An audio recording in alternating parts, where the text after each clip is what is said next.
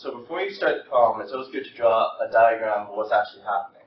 So in this case, we have two scenarios: before the friends swap positions and after they have swapped positions.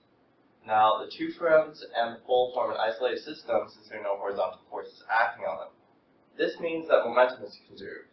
Since they are not moving initially, this means that the momentum throughout the problem is zero, at least in the first part. So let's first calculate the center of mass of the system before the friends swap. So since the pole is uniform, the center of mass of the pole just lies in the center of the pole. So let us take a reference point to be the center of the pole, and let's take the positive to be in the right direction.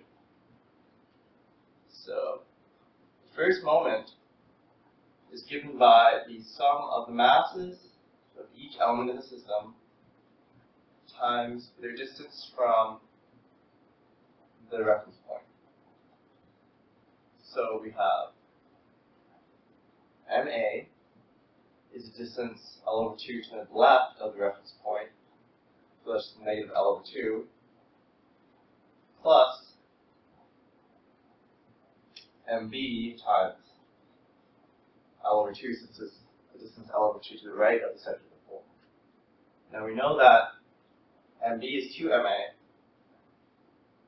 so that simplifies down to MA times negative L over 2 plus 2MA times L over 2, which simplifies to MA times L over 2. This means that the center mass of the system must be the first moment divided by the total mass of the system. So we've got MA times L over 2 all over. So we've got the mass of the pole, which is big M, the mass of friend A, and the mass of friend B. So we know that big M is equal to 3MA, and MB is equal to 2MA. So the total mass is just 6MA, which means that the center mass is L over 12 to the right of the center of the pole. Now, in the second scenario, all that has happened is that the positions of the friends have swapped, which means that after the friends have swapped, the center of mass is just negative L over 12. So L over 12 to the left of the pole. So since the center of mass must remain fixed, this means that the pole has moved a distance 2 times L over 12, which is equal to L over 6 to the right.